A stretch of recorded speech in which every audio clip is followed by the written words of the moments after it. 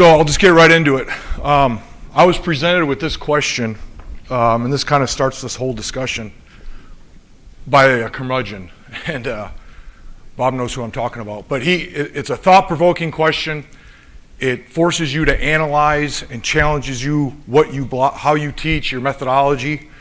So you get two drills to teach blocking, and I'm not talking run, pass. I'm just talking blocking. Okay, you get two drills. What are they? Well, it's so thought-provoking that my answer was, I don't know. And so that's kind of how it all started. And this was a couple years ago. The only thing I could come up with is that I had another question.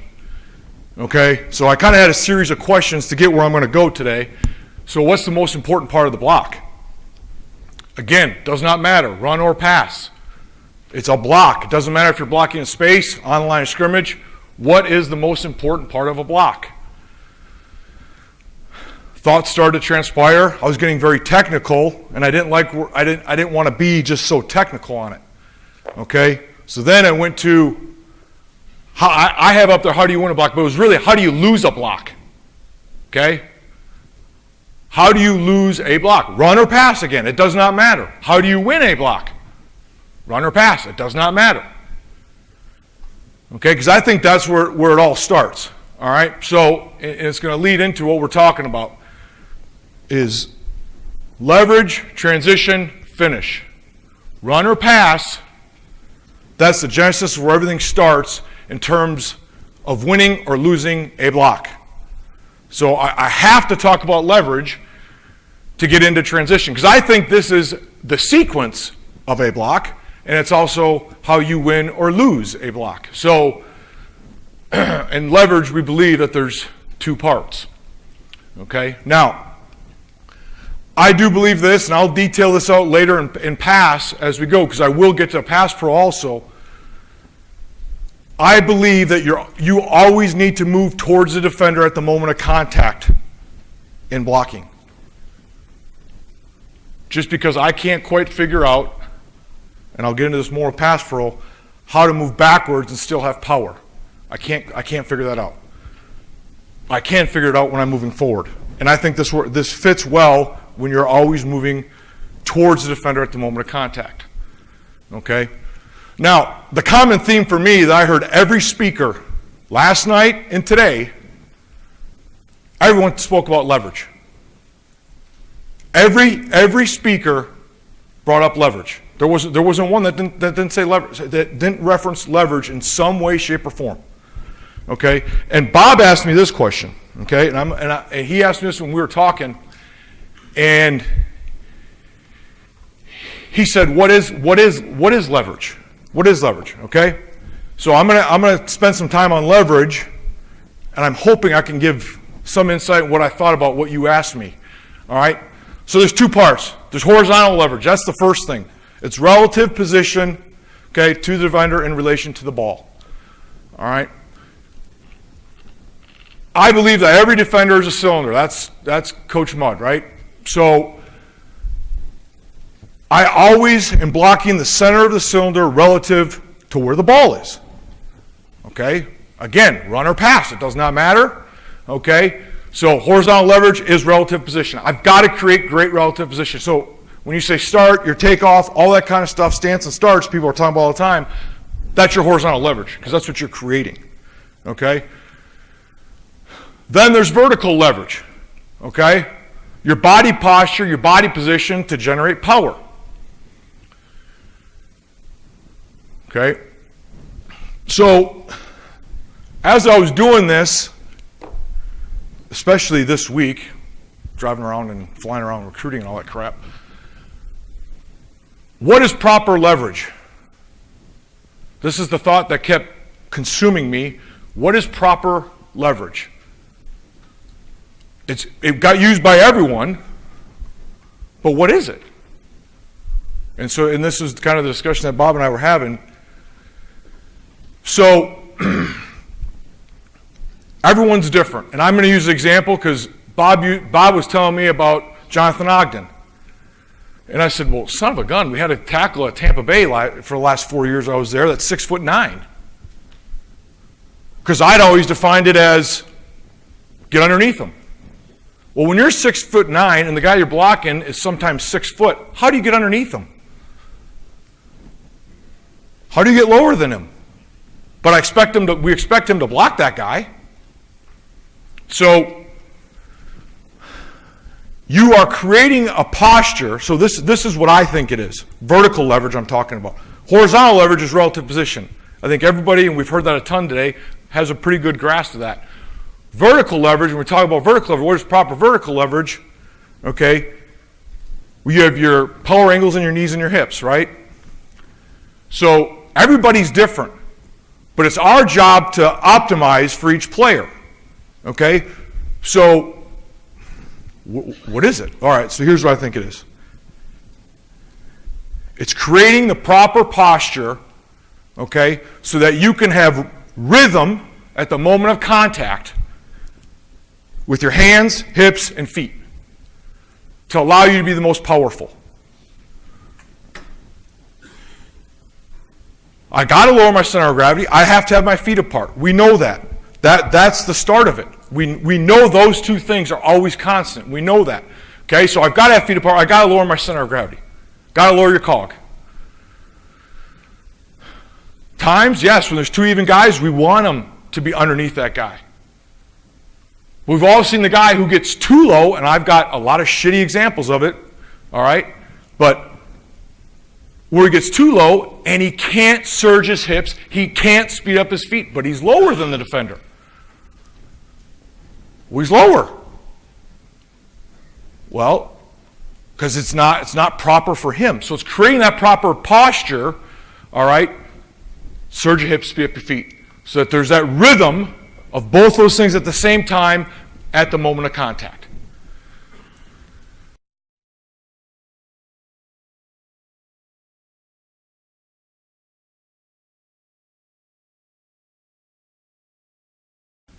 Okay, so that leads us into transition. So your horizontal leverage is how you start your block, is your takeoff. You now have your vertical leverage, right, is your body position, all right, and that leads right in to transition, okay? So transition is going to start at the moment of contact into sustain, and then you get the finished part of the block, right? Leverage, transition, finish, like we talked about. Transition, I like that term because it's truly defined as a changing of conditions. So when you are in your leverage state, you are unstrained. When you're creating your leverage, you're unstrained. At the moment of contact, you're strained. That's a changing of conditions. Okay? That is a changing of conditions. So at that moment, okay, the vertical leverage leads right into that transition, and there's got to be that rhythm. All right? So we talk a lot in run game. Okay, we're leading with our hands. We have to surge our hips.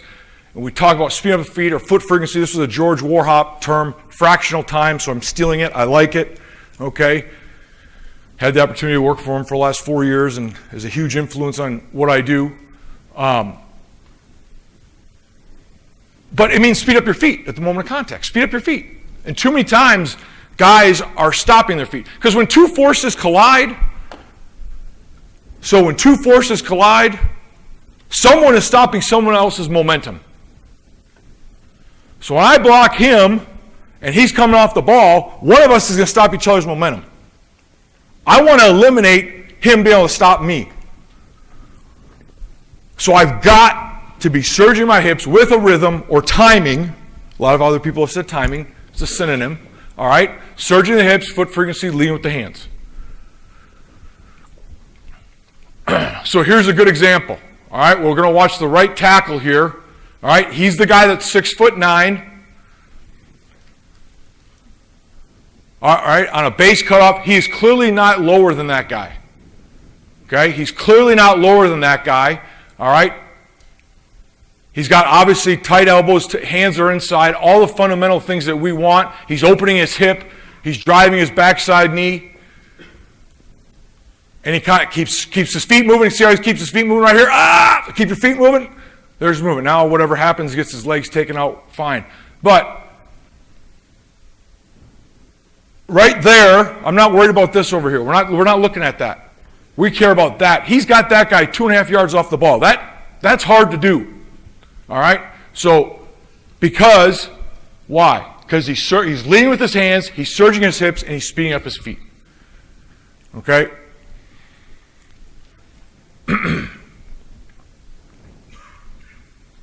All right, so I'm going to what I'm going to do now is I've kind of gave you the genesis of where this came from, kind of set the stage, okay, of what we're doing. And now I'm going to go into, I kind of started off with drills, right?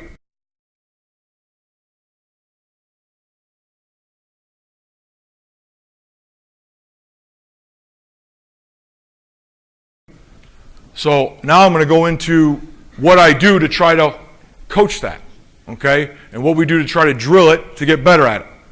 All right, so I'm going to tell you this right now. Only had 15 practices there, and I try to put as much Miami film on there as possible. All right, I do have some Tampa Bay film mixed in, but there's some good, a lot of bad, a lot of ugly. So, but we can coach it up and we can get through it and talk about what we're trying to get done. So, first thing we do when we get up down with stretch is we get on the Crowder. I love the Crowder sled, and we do a lot of shoulder skills on there, but we also put our hands on there and get in a good fit position. I like doing this because I can see their posture, and like we talked about, it's your job to get them where they're at their most powerful angles, right? And you have to put them in those positions to see that. Right? So some guys, they can't surge their hips. Well, maybe I have them too low. If I get him up a little bit higher, maybe then he can surge his hips. Okay? So, and then there's some guys who just can't do it. But so here we go. We're always leading with our hands. So our hands are starting off on the sled. All right? I want to see the rhythm of the feet, the hips surging. All right? Hands are always in front. And the key here, and he even rises his ass up a little more than I like, but this was pretty good for what we were doing this spring, all right, in terms of speeding up his feet, surging his hips, bam. And he's going to have lift in the sled. He's going to have that, okay? He's going to get lift in the sled. I'm just there to help guide it, but I'm not doing a whole lot because you're going to see when guys don't do it right, there is no lift, and it will still start to spin out on them, even when I'm holding it.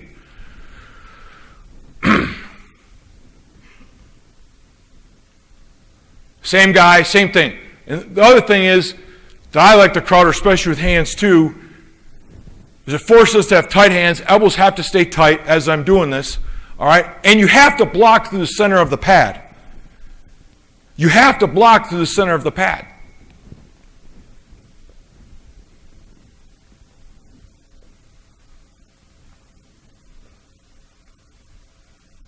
Now, he's got his face in there too far. This isn't very good. All right, he's got his face in there too far. All right, I want his hands in front of him. I don't want his face on the pad. Okay, so that is not a good rep. All right, I want his hands in front. I don't want the face on the pad. All right, and his head's coming up too fast, too quickly on that.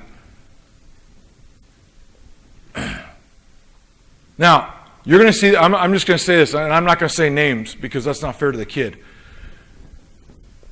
He should have been going to senior prom. He was a mid-year kid.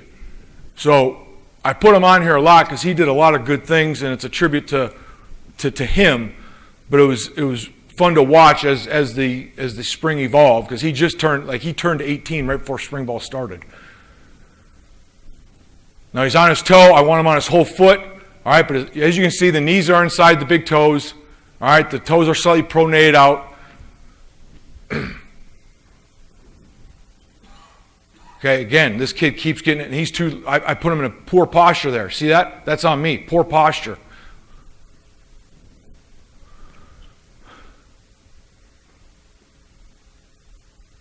But this kid has a really good understanding of surging his hips and speeding up the feet. All right? Not nearly as good here. See how he rises up? He's late with the hips, right? He's late with those hips to get surging, to create that power, but he's got to have his hands in front of him.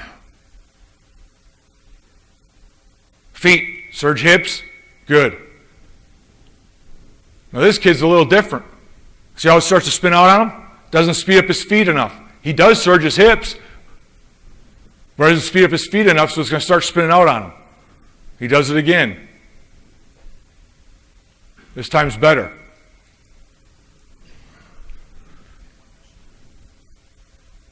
Okay, I want to get to one here. This one, is it this one? Yeah, and here, we can see it on the side view here. There's no rhythm there. See how it's hips, then feet? Okay, it should be together. So this is the thing I like about it, is you can see the rhythm of whether it's together. So this one is surging hips and now speeding up the feet. We don't want to do that. Got to have the rhythm, got to have the timing together at the same time. Okay, so then we'll do the same thing. Now we're going in, coming out of a stance. All right, so we're just going to be arm length away. All right, we're always working on opening our hip. We talk a lot about opening our hip to create that angle. All right, and I didn't mention this on, I'm going to sidetrack here for a second. On horizontal leverage, I talked about the blocking through the center of the cylinder. So I believe that the aiming point is your starting point. Okay, your aiming point is your starting point. All right, and with your aiming point, you're creating a line of force, and you are blocking on that line of force. And you block the defender as he presents himself. You block him as you find him on your line of force. Okay, and so again, we're always blocking through the center of the bag, and we'll see it here coming up on bodies in a second. I don't like how much he's winding up his hands, so he gets his head too far in front. But we're getting into the same position, but now we're putting it all together. Okay, so we're always going to start in that fit, and then we're going to go coming out of a three-point stance. Same thing. What's wrong with this kid right here? Leading with his head, not leading with his hands. Leading with his head, not leading with his hands. It's wrong. And he really struggles, as you can see. So same thing. Leading with the hands, surging the hips, speeding up the feet.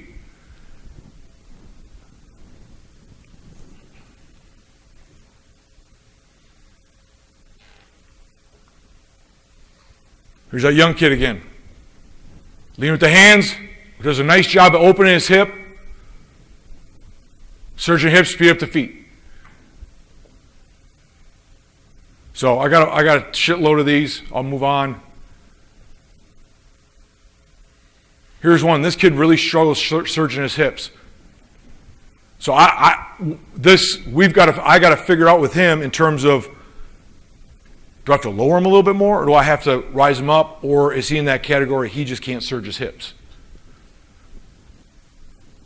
And he really tries to throw his head back, and he can't get his hips through. It just doesn't have that power that we want. Let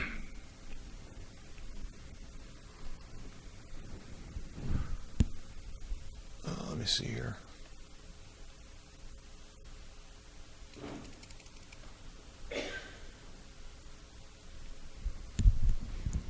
So it's kind of interesting. Sam referenced that this guy would be in that stiff category. Sam last night referenced having a guy who's stiff, and this is one where it becomes very evident. As you can see, he struggles to bend, and he just struggles to oozing into there, and he's not ever getting his hips involved. So he ends up leading with his head. Not good. Okay, this is in that not good category again. So as you can see, there's a lot more bad than good, but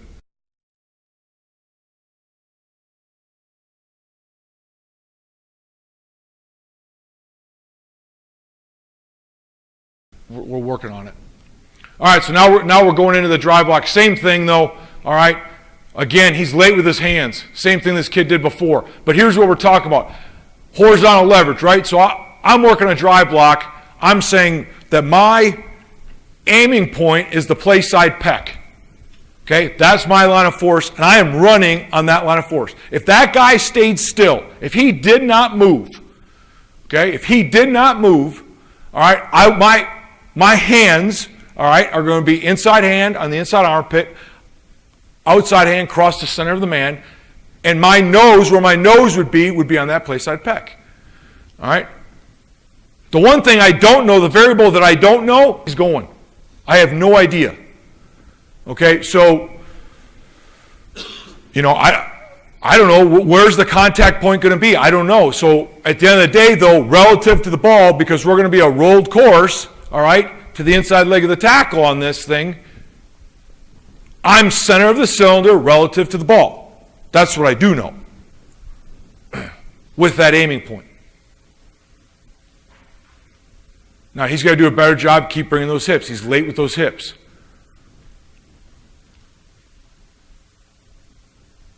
Center does a good job right there to the center of the cylinder. Same thing. He's got it. He is, as a center, we're going to tighten him up and just go, you're center of the man. Okay, just because he's so tight.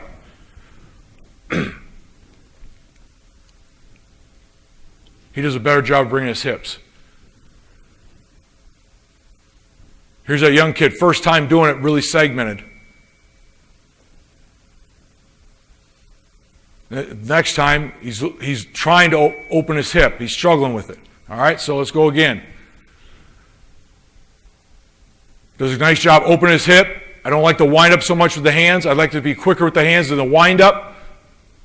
But he does a nice job of attacking the defender, blocking through the center cylinder, driving his backside knee, running on that angle. And closing space as he does this to the defender.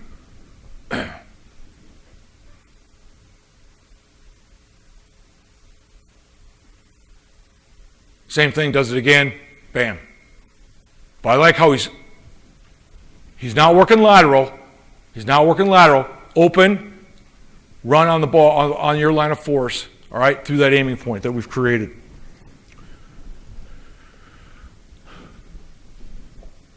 So the thing that's interesting, just a side note with the transition, is that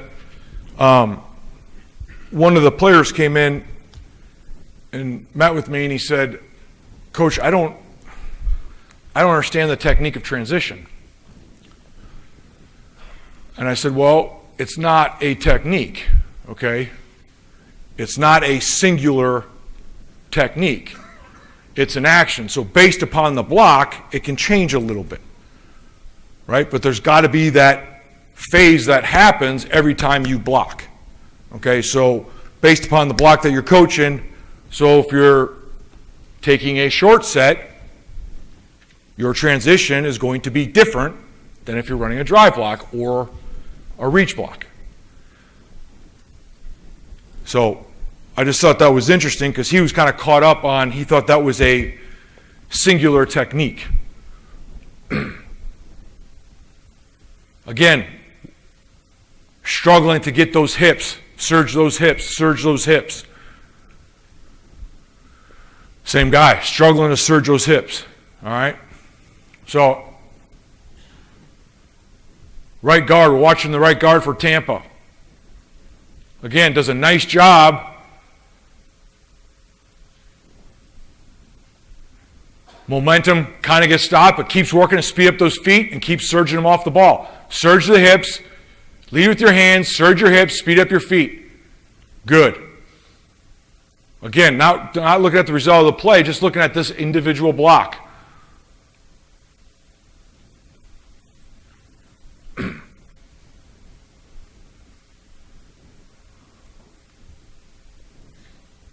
All right, so here we go. This is going to look a lot uglier than what we just saw. I can tell you that right now. But a good job. So just across the board, looking at that center, does a nice job of speeding up his feet and keep pressing them on that angle, right? It's hard as hell as a center that you think you're going to knock that guy 3 yards off the ball, but he keeps covering him up and keeps his transition, flatten him out. Now, right tackle is terrible. He's trying to run around the block, not anything we want. We're not powering through the guy on the angle. Right tackle right here.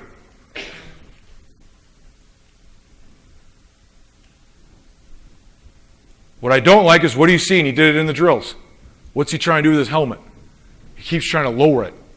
All right? It's not what we want. We don't want to keep trying to lower that.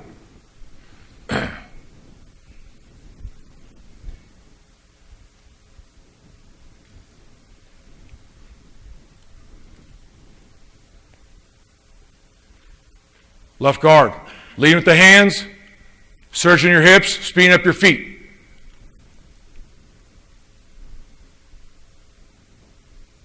He's able to stop his momentum and displace him. Stop his momentum and displace him.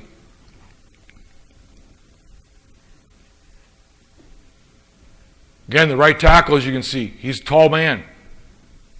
Keeps his feet moving. Now, that guy trips, I get it. But he's keeping the pressure on the defender by keeping his feet moving. As soon as you stop your feet, you can't keep pressure on the defender.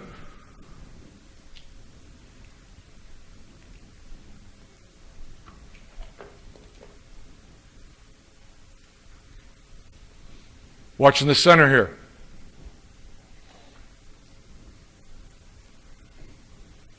Now, we're running the open side wide zone here, but running off the ball, keeps his feet moving. He's surging his hips. He reworks his hand back. Gives his hand in the inside armpit. Gives us a nice upcut right there off the ball. Left guard. Speeding up his feet. Good. Now he's got to keep running right there. See how he stops? Stay in that angle you're blocking him on. Just keep running your feet. You're going to be good.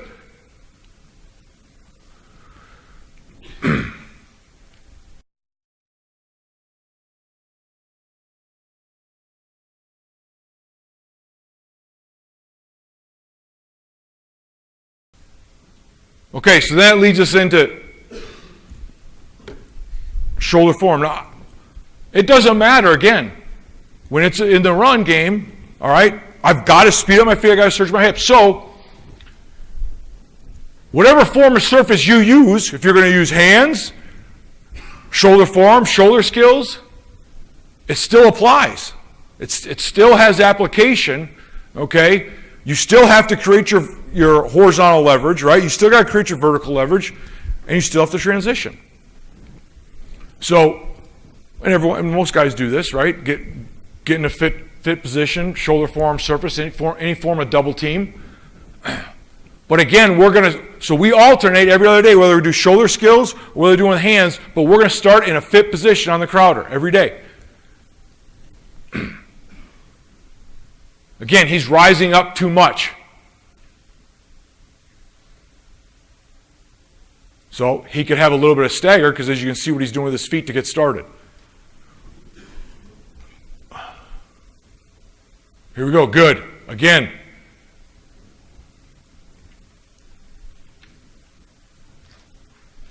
This young kid's got a good understanding of surging his hips, speeding up his feet.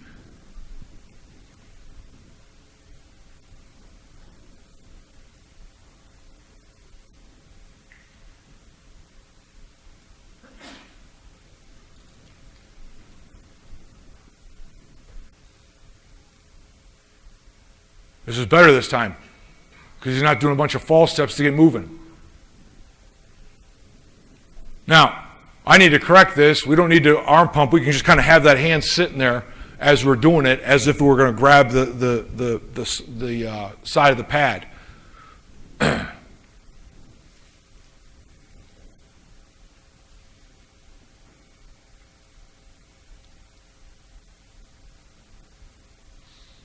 So we can do a better job of getting that toe pronate out so he can have more power coming off that leg to step into that left foot. As you see, he's turning that toe out so he generates that power.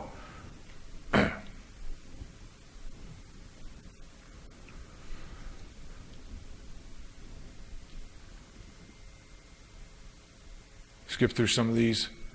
Same stuff. I got a bunch of stuff on the car because we do it so much. All right, here we go. This kid, I got him too low. So I put this on here as a bad example. He can get his hips underneath him. He can surge his hips. Okay? I know he can. I've seen him do it. But this kid, I've got him too low. All right? Because as you watch, he's got nothing. There's nothing there. So I've got to rise his hips up a little bit more, get his feet back a little bit more. Okay? So that he can be in optimal position for power.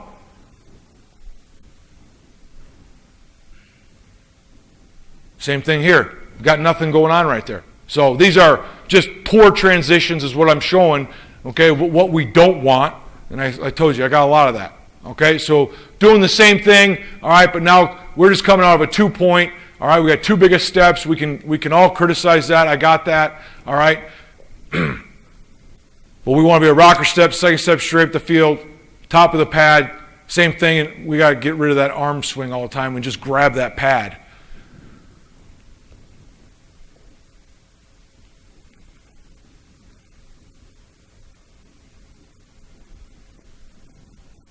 But I had him initially start off on a 2-point just because we need to work. We didn't have a great understanding of weight distribution in our stance, as you can see right here. So we were forcing ourselves to be in a 2-point just so we understand how we have to have our weight distribution. When we got in a 3-point, at times, because we're blocking the sled, we would cheat it. So I made him go in a 2-point, all right, so our weight distribution was proper in our stance and how we wanted to step.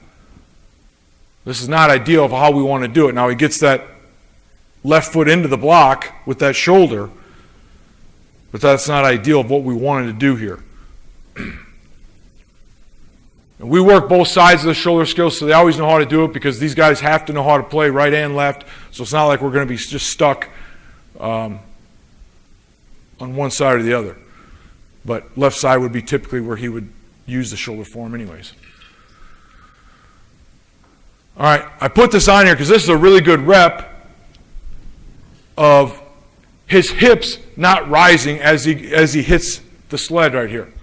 Okay, see how he's surging his hips, but they're staying in the same plane the whole time.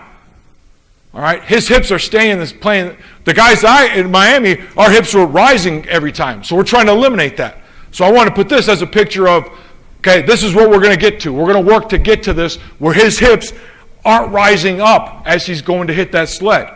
Okay, he's surging his hips, but they're not rising as he comes out of his stance.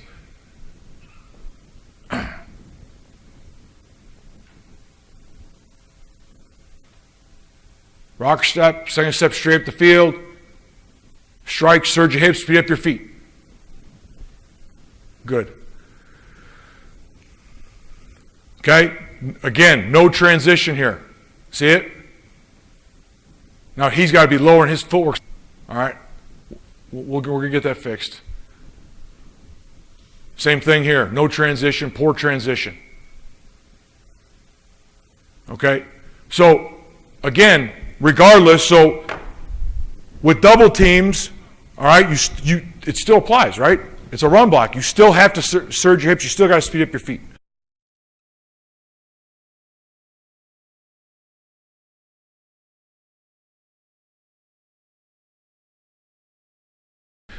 So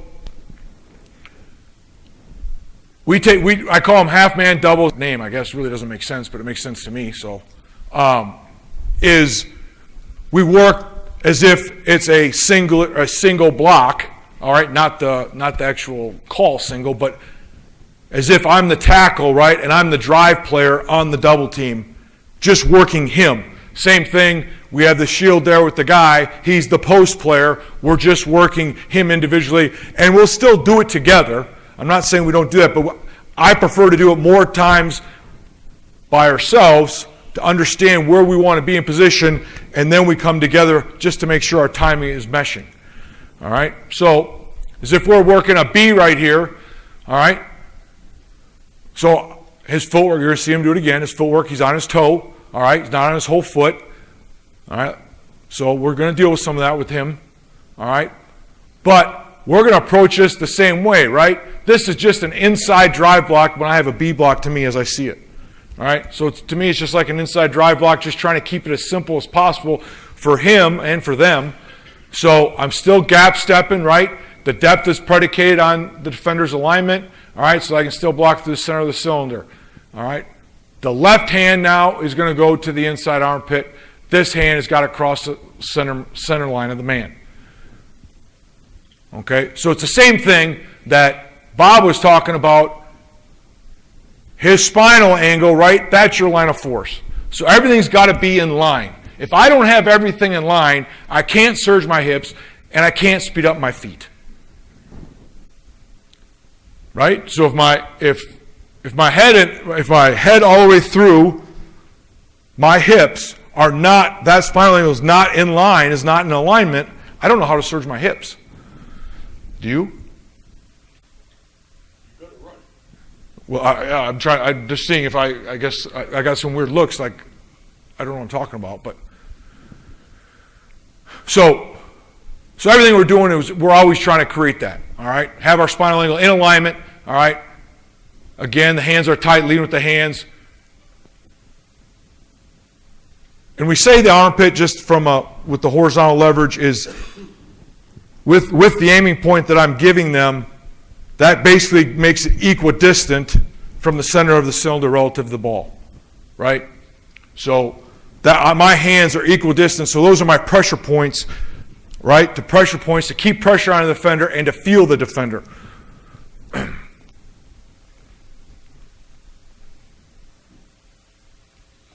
So this is a better job now of opening the hip, bam. Now, hands all messed up. He's winding up. Wasted motion. We'll get rid of that. Left hand is good, right hand wasted motion.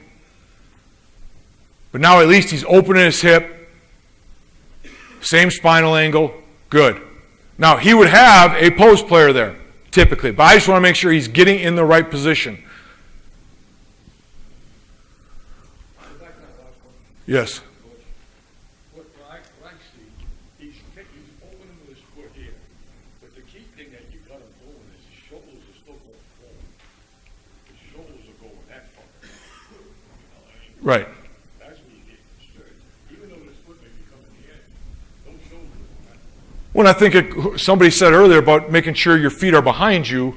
When you do, in my mind, when you do that, it allows your feet to be behind you, right? And if you're saying drive your backside knee, right? Lead with your hands, drive your backside knee. It's going to allow you to surge your hips, right? As you're leading with your hands to be the most powerful, and you have your shoulders going forward.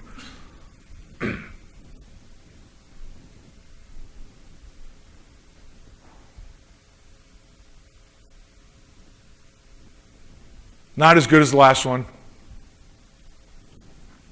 but he's getting there. Now, I can't stand this. He's got all kinds of what he's doing. You see, he's like Hanson. I don't like that at all. Okay, he doesn't have that much power when he does that. Okay, elbows are wide. We got to eliminate that. We're getting there. I told you.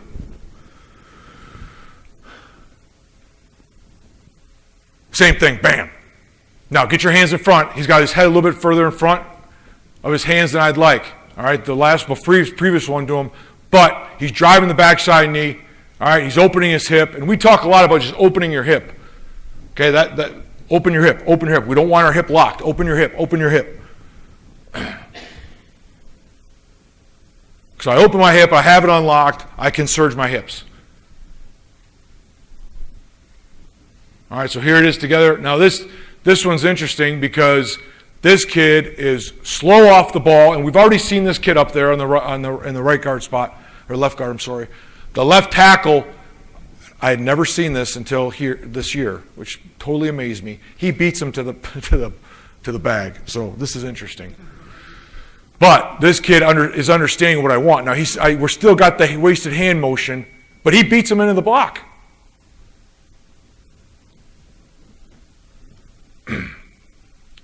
And he's on his toe. Again, that was the first day.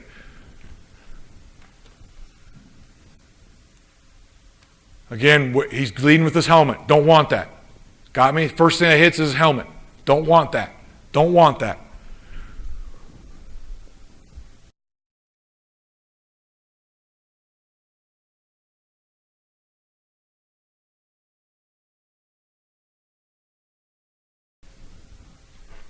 All right, so just clips the double teams. It's the left tackle again. I'm going to put him on there, but he understands how to surge his hips, understands how to speed up his feet. Does a nice job. First step is terrible, all right? First step is terrible, but once he makes contact, what do we see? We see surge the hips, speed up the feet.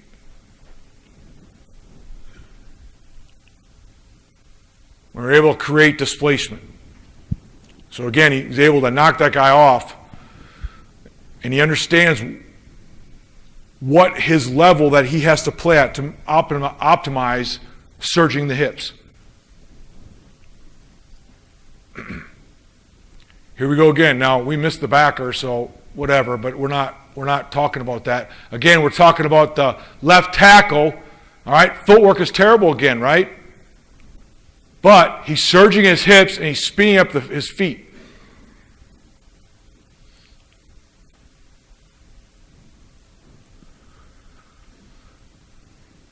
Same thing.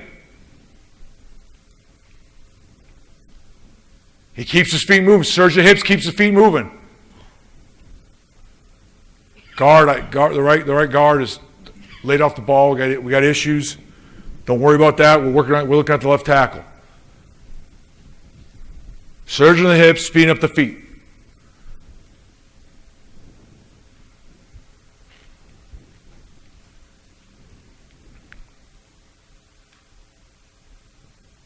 Same thing again. Left tackle. Now the footwork's better. Right? Now the footwork's better. I know it's a backside B versus a deuce. But we're seeing him consistently bring his feet, surging those hips.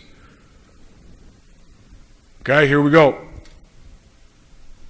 Left tackle.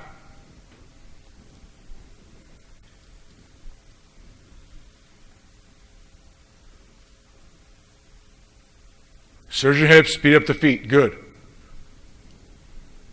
Okay, don't worry about the tight end.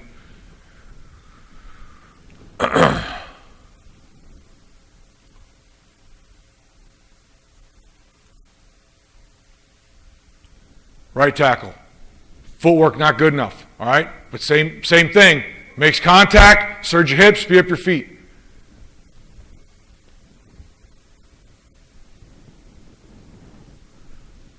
Okay, let me see here.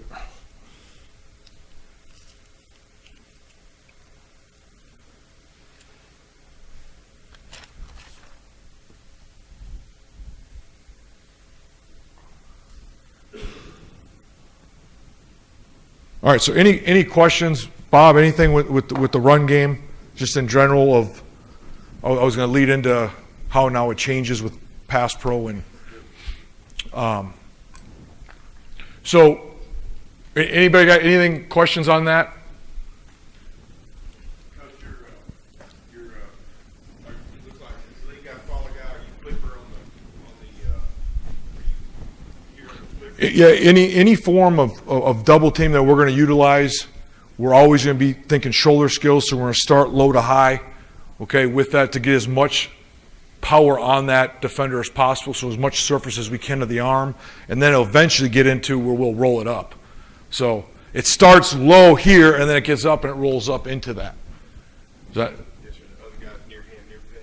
So we tell the tackle, the drive player, you need to get past the center of the man with your inside hand, right? So just like what Coach McNally was talking about, you got to get that outside hand outside, right? Well, we're saying the same thing.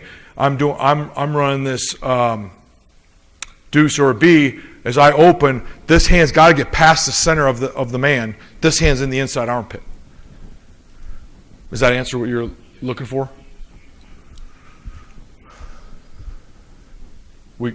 Yeah. What were your splits? What do you teach your splits? Well, we start off at 2 feet and we'll adjust from there. You know what I mean? Accordingly, if we have to. At the end of the day, if we're not getting the job done at 2 feet, then we got to tighten it down. You know, so it's all relative to us being able to get the job done. So, that's our starting point. Everything's about having a starting point, and then we work out from there. You with me on that? Somebody else have their hand up? So you were talking center of cylinder. You're uncovered guy as far as aiming point. If you're working combos, are you still setting that as the center of cylinder? You always further away, or what's your aiming point for that? Yeah. So if I'm working a backer, right? So if you're saying you're running a double on the inside zone play, right? and you're working to your backer, we're going to give him the same aiming point on that man, on the backer. Okay, now that's my line. Remember, that's my line of force. I don't chase the aiming point. Meaning, Forrester was talking about this where he said, I take a headset, right? But I don't keep chasing head up if the guy works outside. So we're doing the same thing. It's our line of force, and we're working on that line of force. If he winds out, well, now I may make contact on the inside, somewhere on the inside half a minute. I don't know how he's going to move. Does that make sense? So we're always creating that line of force, and we are going to block him as we find him on that line of force.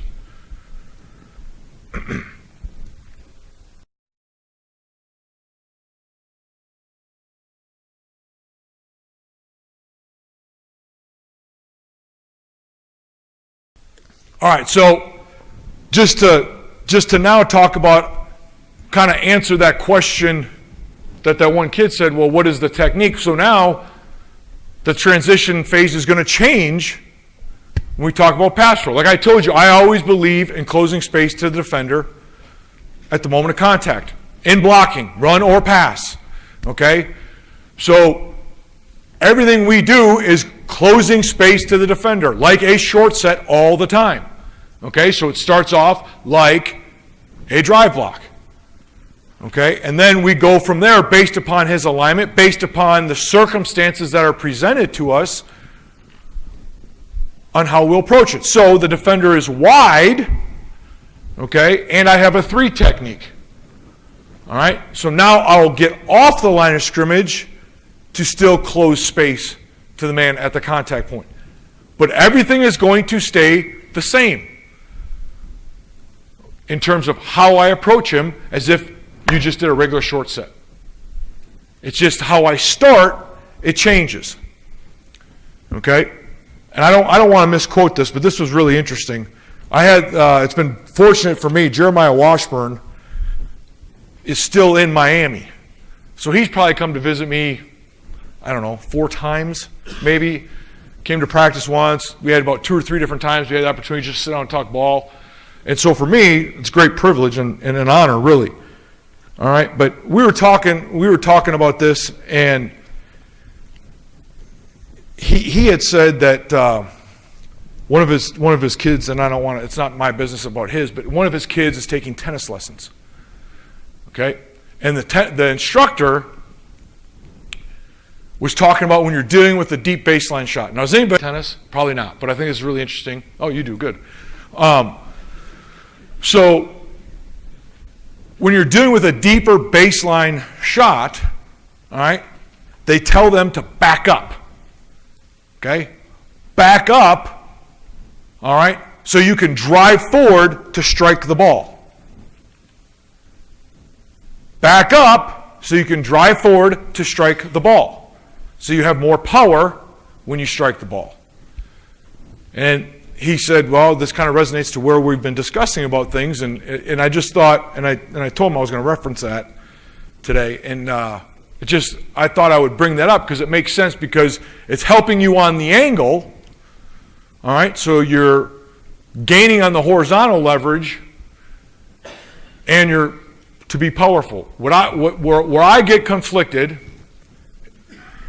is I still don't understand how I work off the line of scrimmage and stay off the line of scrimmage and not move towards the defender at the moment of contact and still have power.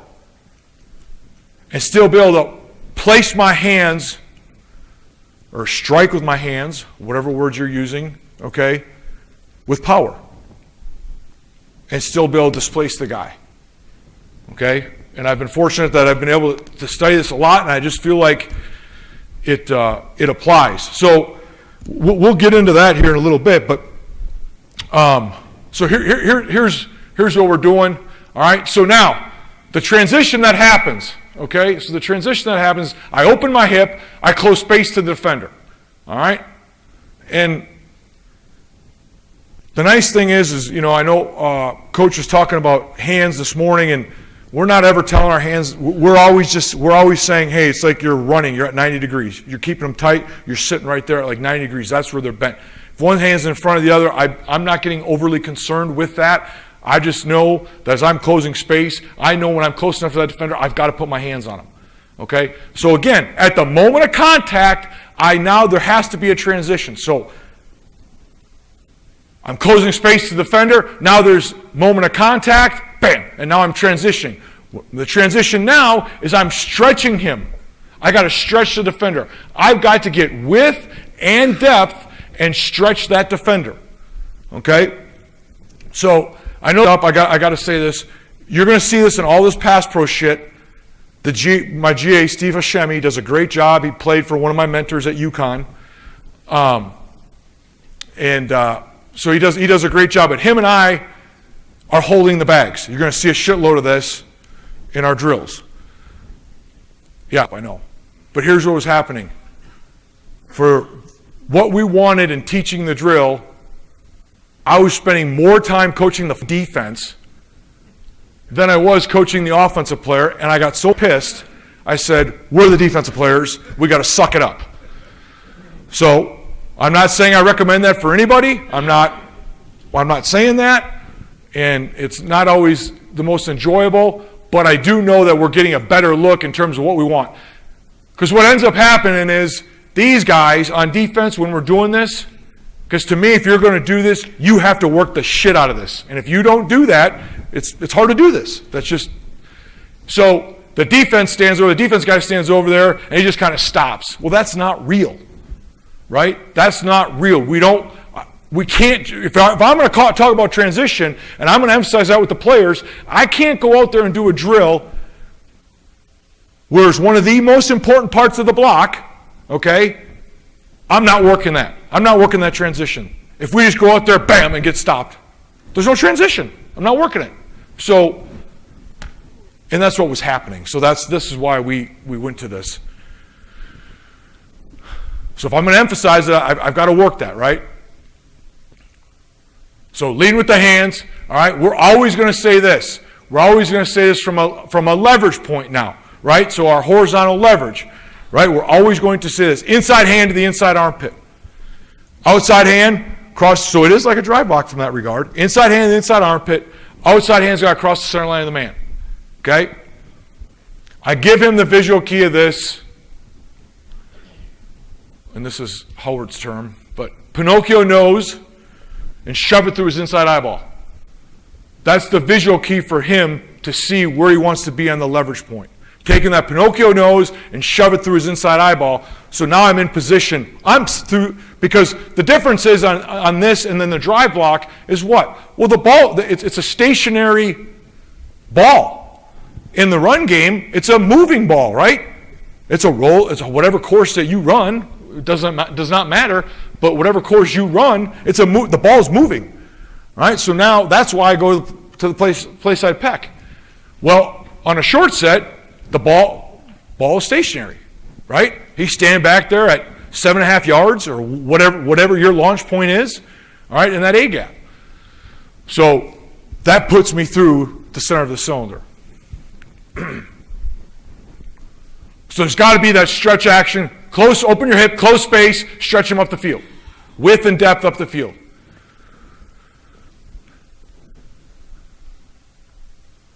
Now this one, he's wrong here. He doesn't want to recoil his hands. He always what? What do you want to do? You always want to stay connected. All right? So this was one where he did a piss poor job of coaching what we wanted. So we're a little bit tighter because it's the guard. All right? But we're open our hip, close that space, bam, stretch him up the field. Okay? Pinocchio nose on the inside eyeball, so that guy does not feel like he can win inside. All right, now we know that the weakness could be he could go inside, and that's hard. That's why we say get your inside hand on the inside armpit, because we feel like that can save us, right? So he goes inside, bam, and now it helps keep my position.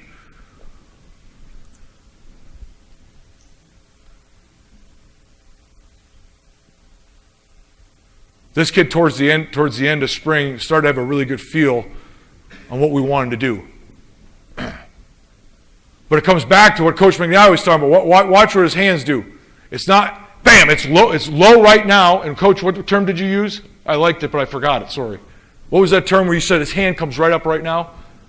Pendulum swing. Yeah, it's like exactly. It comes right off the ground up rather than up and out. So it's really what he's doing right there, right? Pendulum, bam, right now to play. But I'm just saying is, I mean, it's, what I was talking about is he's moving here, it's, I mean, it isn't even here, it's boom. Right. Well, we're not quite doing that right then, but Saying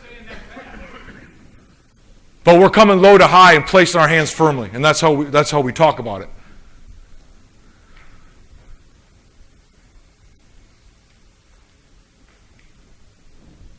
So a lot of the same kid doing it over and over, but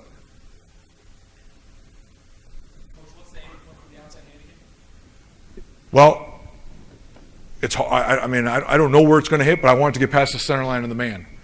You with me on that? So I'm going to go with two hands at that defender because I'm closing space at him, and again I'm creating that spinal angle. All right, so somewhere across the center of that man. Okay, and I think the part of it is too is there's carryover in that. Open our hip, spinal angle, same thing that we do in the run game, like what Bob was saying in terms of how we're going forward. We're creating that same spine angle, trying to consistently do that all the time.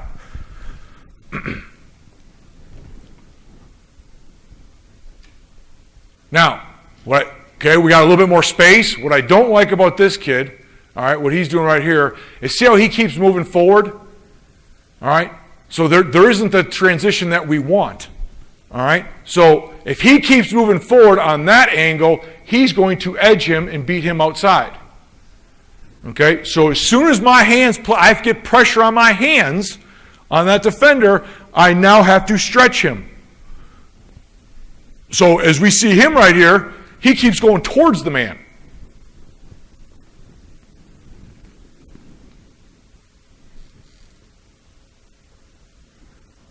Okay, we're still working, he's trying to open that hip. Sometimes it's awkward for him. But inside hand, the inside armpit. All right, he's doing a better job of stretching, all right, and not keep going to go forward. Are you trying to apply a certain pressure to create that stretch? We're punching with both hands. Now, based upon what he does is how my pressure will change. You with me on that? We're not trying to turn and torque because then I'm going to give up the inside. We're trying to keep everything in a line still. We always want to keep everything in alignment.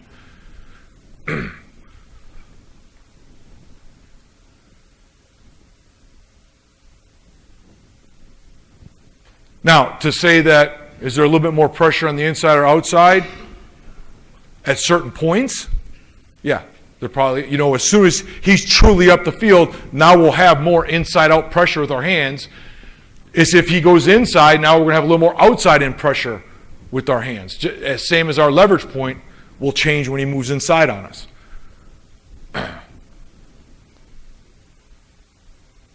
All right, same thing.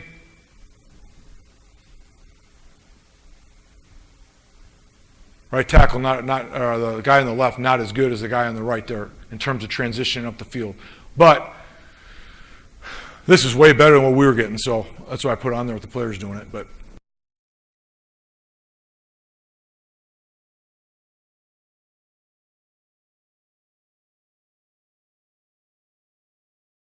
okay, so now if we talk, this is kind of what we were talking about before. Now if we're talking about tackle sets in space, right? So it's out there in space somewhere, right?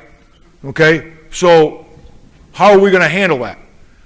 All right, so now this is, it's third down, whatever, or it could be second and long. It doesn't fucking matter. But he's in space, right? He starts to become a 14 technique.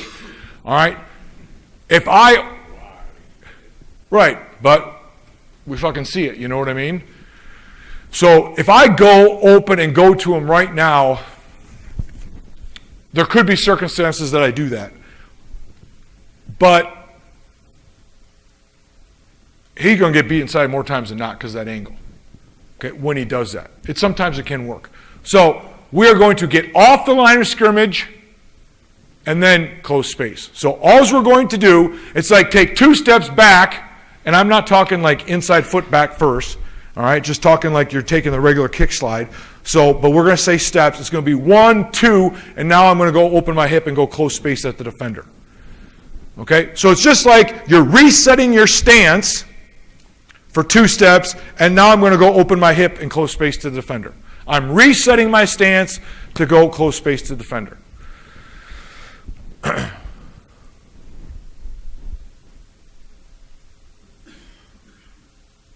Okay, first time we did it, a little rough. He's rigid in his movement, not as smooth as we want, but it gets better as we go. And then now, what do we still have to do? Right here, nothing should change in terms of what he does. There should still be that transition of stretching him.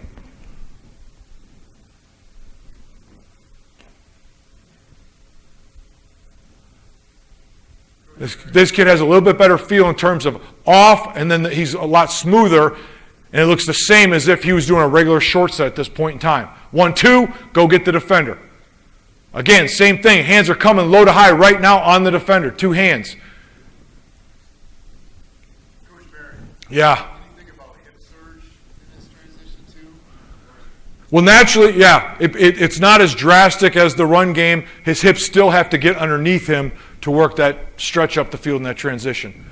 His hips still got to get underneath him to do that. Will that be right during contact? Bam, right there, you'll see a slight movement of the hip. Butch,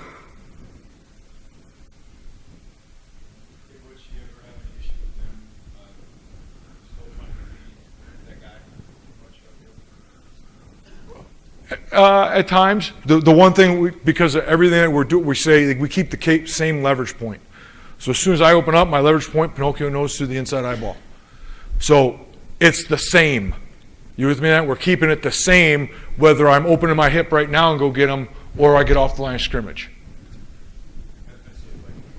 Like you said, you're just 2 steps back to go. further back, you started further back, but you got obviously starting quicker. Correct. As he moves forward, and then so now there's that angle for me to gain on him.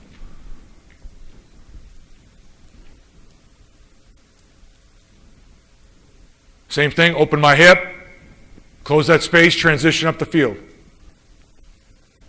So he's on that same leverage point, you know what I mean, Scott?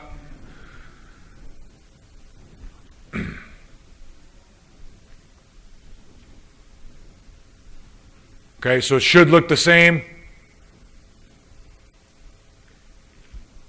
So now, who was asking me about hands? Yeah, so right here, right? So now all of a sudden if I try to redirect, so I'm inside out leverage, right? So I'm on the inside eyeball. He wants to go inside of me now, right? I'm going to move this inside foot for the angle. I got to move it, right? I'm going to move my inside foot for that angle. Now my leverage point's going to go on the outside eyeball.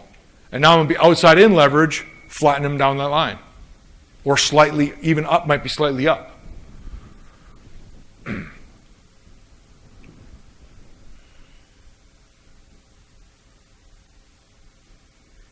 But a better job here of closing that space and then transitioning than he did earlier in terms of trying to stretch him up the field.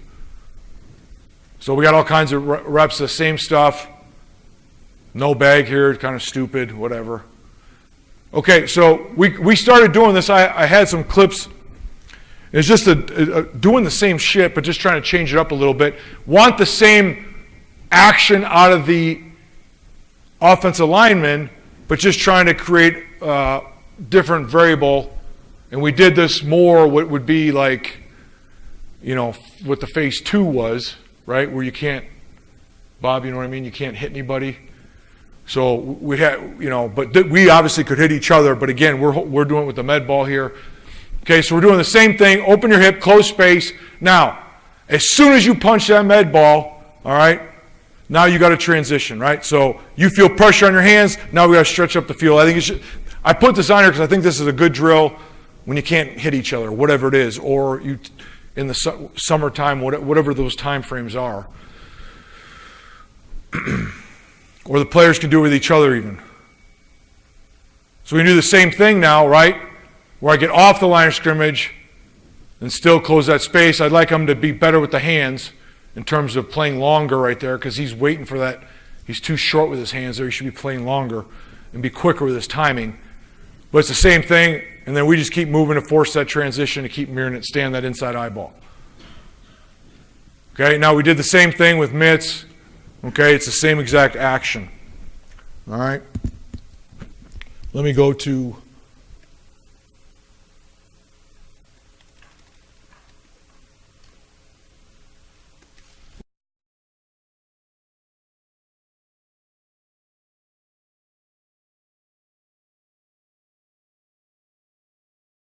what is this now? All right, this was already talked about. I'm going to I'll just, same thing. I'm the power rusher. The defensive guys were just, all right. This was kind of foreign to the guys, so again, same thing, that there's a transition, right? So hips underneath you, right? There's a hopping on the feet because I feel it's a power rush. Now, this is something, and this is big. This is big with hopping, and I saw it work a lot. So he totally convinced me. When the defender pulls you, right? So they power rush you, and then they pull you. Well, what do you teach them, right? So it falls into what we already teach. You want to keep closing that space. So he power rushes, he pulls me. We want to walk to him. Walk to him. All right. Now, obviously, they're getting a little way easier because I'm a light ass in there, but it's just the mechanism of them doing that where they're walking to that defender as the guy pulls on him.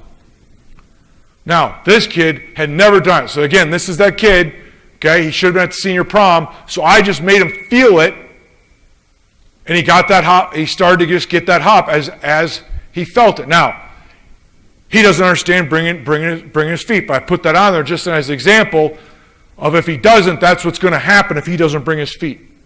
As he feels that guy pull, he's got to speed up his feet into that guy.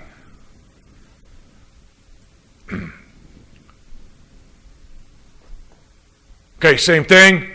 Just, it's a cleaner example. I just thought it was a really clean example to use. Much cleaner of him speeding up his feet, okay, as that guy pulls on him. So this is where it gets kind of, you can see it gets all fucked up. All right, we're not doing it right, so I'm just kind of ripping on my players, I guess, but it's good for them. All right. So let's get to some one-on-one reps so we can take, from the drill stuff and apply it. So here we go. Here's the young kid again. Okay? Struggling to open his hip up a little bit, right? Not leading with his hands, all right? But eventually he gets there. He's stopping his feet. He's struggling with the transition. All right, but he ends up winning the blocks. But it can be better. It can be much better. Not playing long right there. See how he's not playing long and he's not opening his hips. So right there, his spinal angle is not in alignment because he doesn't open his hip the proper way.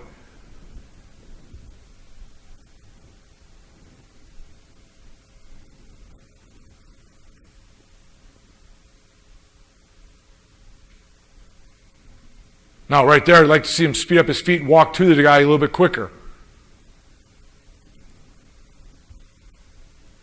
But he's on that inside eyeball, in balance, and he's always in balance with his feet.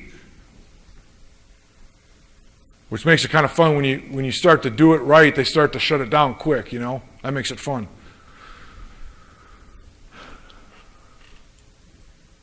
Rough right here. See how rigid he is? He's trying to go off and then close space. So everything's, again, not good spinal angle, not good body posture, right? Not good spinal angle, not good body posture. One thing he is he recovers his balance because he's a hell of an athlete. And then when that kid does pull him this time, he actually starts to walk to him a little bit better.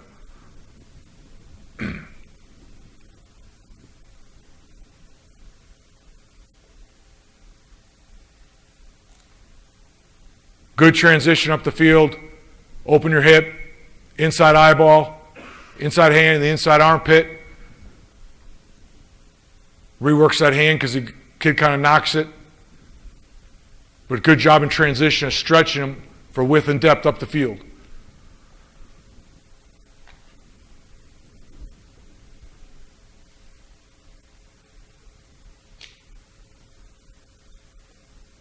Here's a center. One thing, the reason why I put this on there, he actually does a pretty good job. That kid pulls on him, he walks to him right now. Right there, he pulls, walks his feet to him, bam.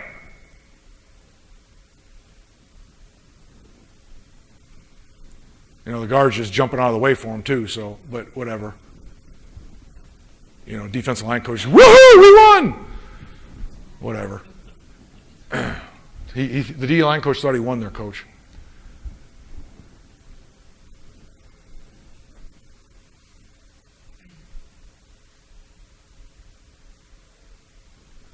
Now, dropping his helmet and shoulders. We just got to fix that. He's got to keep speeding up his feet right there. See how he stops right there for the transition? Now, he does get back to balance because he's in good horizontal leverage.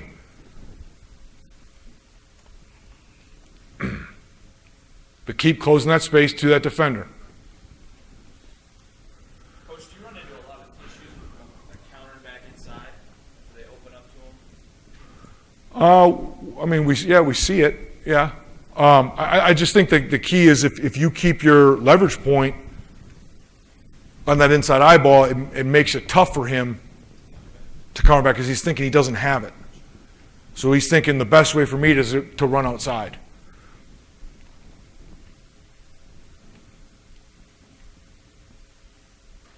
It's that same rep. Okay, here's the guard. Hands are late. He's not playing long.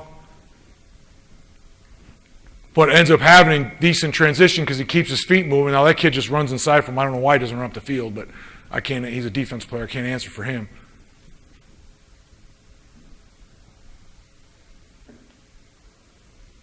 So he's moving his inside foot. How much it moves relative to how hard he's going inside.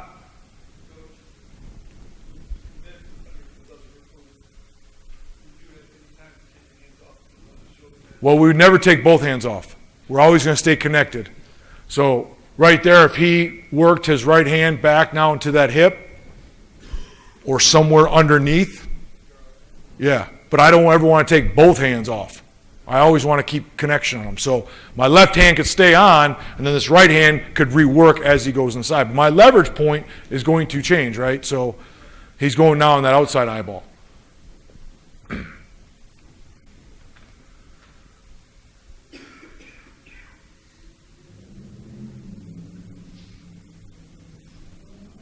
Here's the young kid again.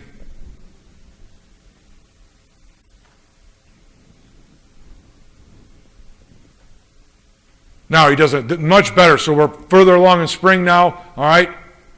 But he's still not playing long right there. See how he's kind of just tentative with his hands? Bam! Do it like it was when it was on the bag. Right now, go place your hands on there firmly. Go strike the man. Low to high. Bam! Okay, but he has really good position.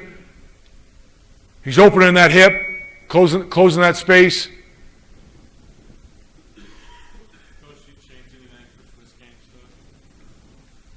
So that's why we say come off, all right, then to close space. So if we have a 3 technique, we're going to do that where we are resetting our feet off the line of scrimmage to then close space. And so as I come off, if I feel that, then I'm just going to kind of stay there. I'm not going to go close on the end because he's looping or he's moving. Does that make sense? Yeah.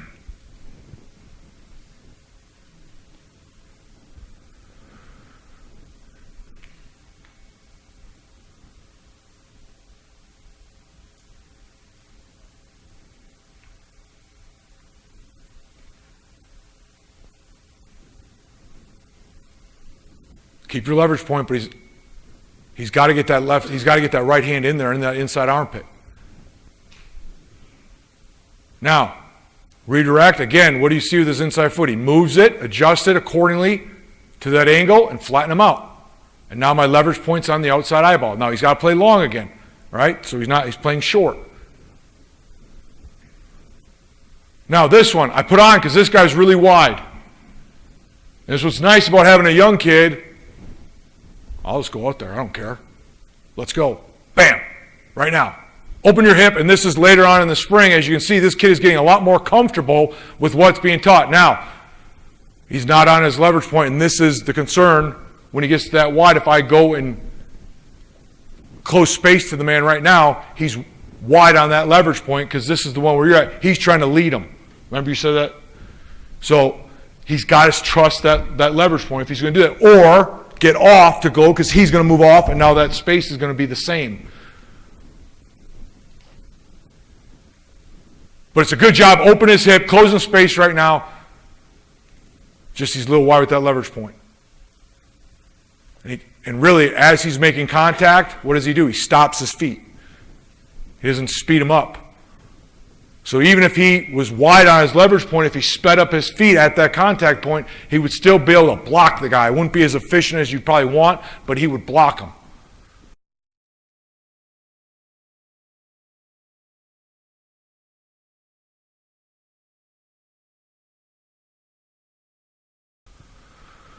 All right, so this is some oh boy, this is going to get rough now. Team reps here.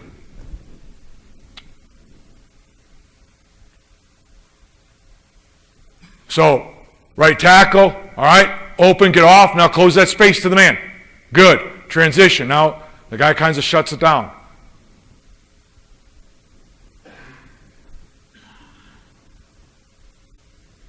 Left guard, I have no idea, I can't even explain what he's doing.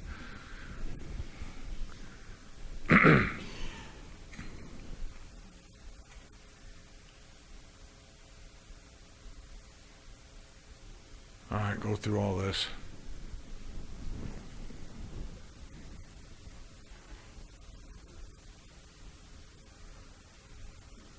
Right tackle, good job. Get on the man right now. Bam, just play long. See how he doesn't play long right there? But get your right hand across the center line of the man. You're asking that, where's that hand go? Somewhere past the center line of the man.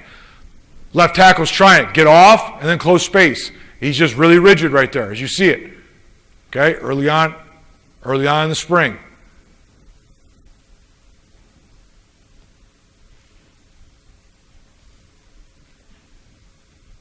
But the right tackle does a nice job of keeping his feet moving, and he can redirect him up the field. How much time do I have?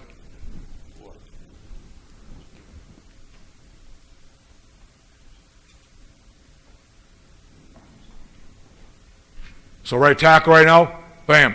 Make sure now he goes inside. Make sure you're on the outside eyeball leverage point. So this is what who asked me about twist. I would say this is a good example. It's not a total twist, but we're dealing with pressure, right? So he gets off. He sees that it's movement. He just kind of throttles down right there. Now I'd like him to keep his feet moving. All right, keep his feet moving, but he throttles down, has inside hand, then eyes are outside of this guy. But he's still closing space to the man that he's going to block right here. Close space to the man on that angle. Stay inside out. Inside eyeball, still his leverage point on that blitzer.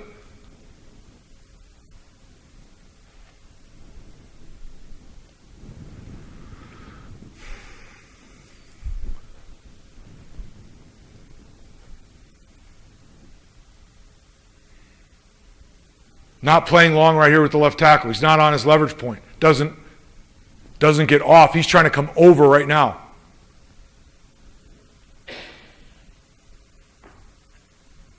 Now, right tackle, get your inside hand to the inside armpit. He doesn't get it there. He turns. This should be on the point of the shoulder, whatever it is. But when I say inside armpit, it's somewhere in the framework of this part of the body. It doesn't have to say right there. So it can be anywhere, and so sometimes it's on the point of the shoulder. Like Joe Thomas used to always put it on the point of the shoulder. Joe, Right? Joe would take it. Or in the bicep. That's what it was. His inside hand, Joe Thomas, Joe would take his inside hand and try on the first punch, okay, to get it on his bicep. Okay, he tried to stop. He wanted to take away the guy's inside hand. And I'll kind of, but so when I say in the inside armpit, that's that box. So I say the inside armpit. He also said, Butch, he did, that if you got it there and he missed it, the hand slid up, he grabbed the shoulder back. So that's why I like giving them that visual of that armpit where you can still get on that pad. But If they landed here, or they landed here, or they landed in here, I'm still okay. You know what I mean? So I just say the armpit, but it's in that box, in that area, because it's hard to say you're gonna when the shit's flying. It's hard to say it's going to be in that armpit every time. Okay, but it's in that area. It's in that region.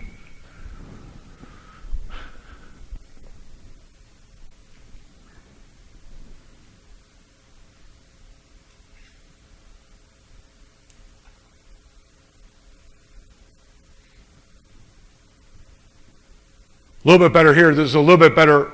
It's terrible by the right tackle. All right. Locking his hip. He doesn't have his spine angle to the guy. Go close the space right now. He's just kind of backing up. That's not what we want to do. All right.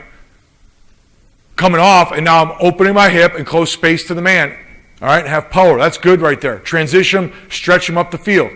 Now he's being outweighed right there by that D end, as much as that's as crazy as that sounds, because he's only 270 pounds right there. He'll get there though. He'll be way enough as time goes. Okay, but he's closing that space.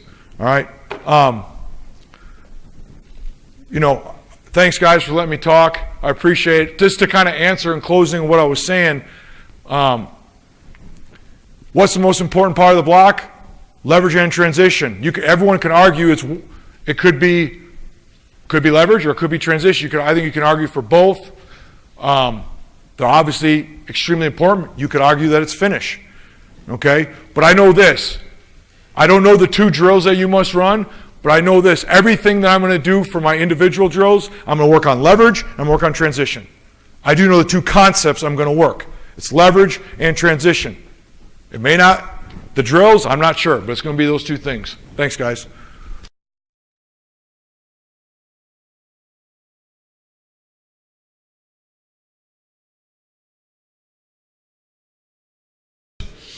Okay, then he decided enough of that shit. Okay, and he got a job working in the NFL league office in football operations, and so he has a lot of information of what they found. They had a little round table of guys, okay, and just information about making a game safer, okay, in the injuries and where the injuries occur, and the percentage of the injuries and how they occur for offensive and defensive linemen. John Runyon.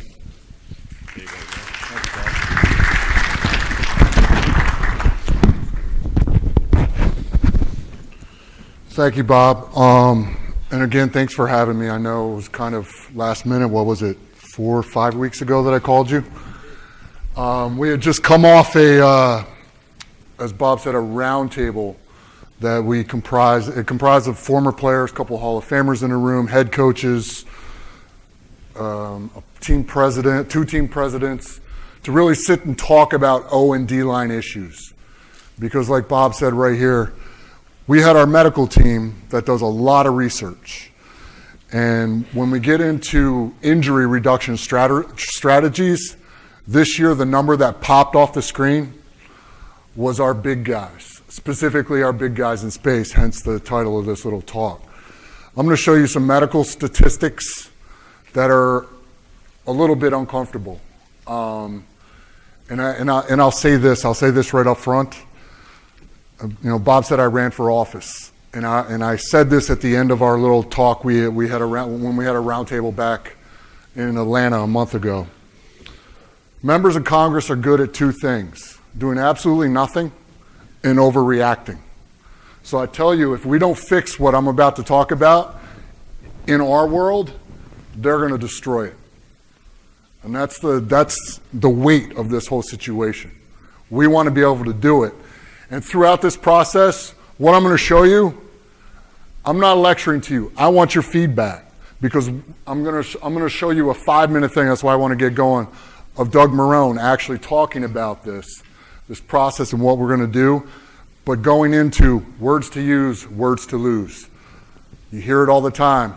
And as we've been through this all litigious process with concussions and all that, we're not talking head anymore. We're not talking all that type of stuff. Trying to get that vernacular out of our coaching voices, because you got some kids that don't understand what it means to put your nose on the outside number.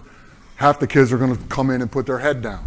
We have to figure out better language to use to actually coach our guys, so we're getting those ones that we're not getting to.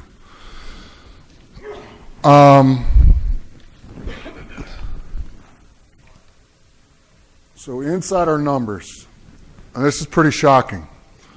I have the definition of a mobility block written up on the next slide, but in layman's terms, it's any trap, pull, G-scheme, whatever, toss, your big guys out in space. 4% of the plays in the NFL last year, 40% of our offensive line concussions. 4% of the plays, 40% of the concussions.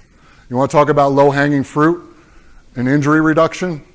That's right there. And when I show you this video that Doug put up, you're going to see why that kind of stuff actually presents itself. Now, below this, the numbers of this are actually low. When you see mobile block versus passing block, you're 15 times more likely to have a concussion out in space than you are in a pass block. The numbers are really low, but that is the percentage, the chances that's going to happen to you. The actual numbers are really low. You know, mobile block versus a run block, 22 times more likely to sustain a head injury out there in space. And then you even get into the cut blocking. There's been, I know, college, high school, you can't do it. There's been talk about us removing it. I think the room's probably split 50-50 right now. We're going through this process to really see if you actually took it out, would it actually change the injury data? So obviously you see the cut versus pass is 12, and cut block versus run blocking is 19. So anytime you're out there in space or in a cut block when your head's coming down, there's risk added to that act. That's really what I wanted to get through you. So the next slide is really just is the definition of a mobile block is really defined by our medical team. So they took all of our offensive line data and then went back and looked at all the video and saw that on average, these offensive linemen were 5 yards away plus from where they lined up at the snap when they sustained that head injury. Next,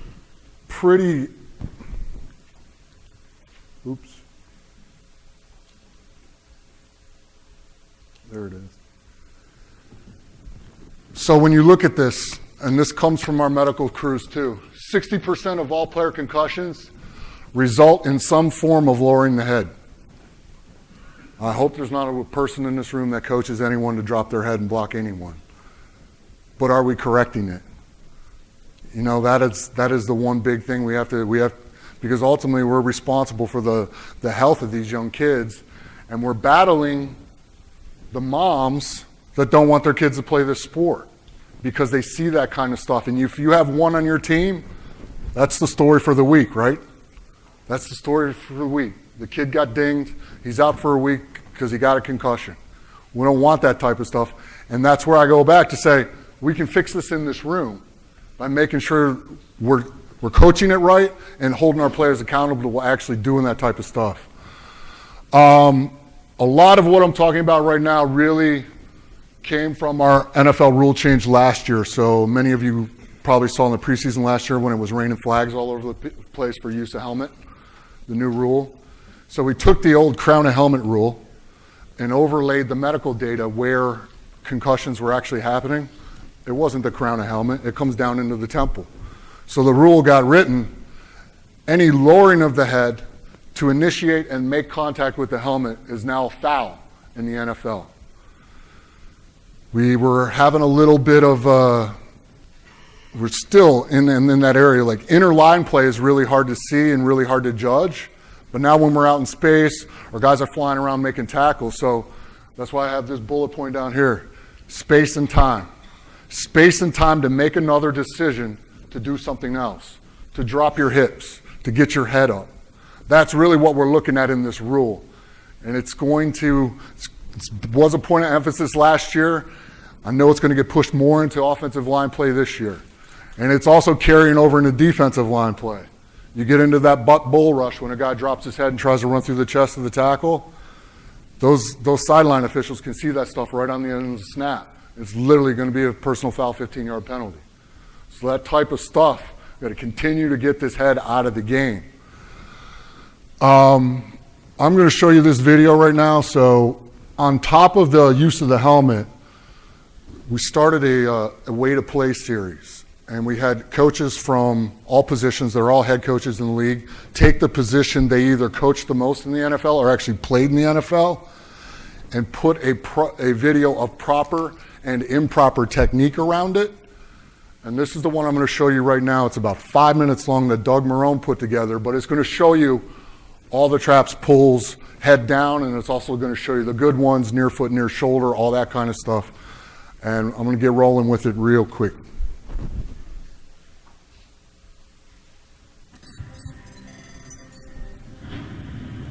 Welcome.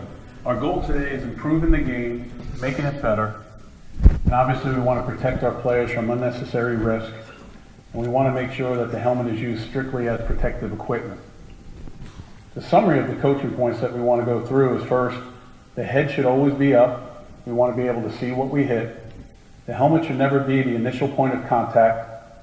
Initial contact must occur with your hands, shoulders, or forearm.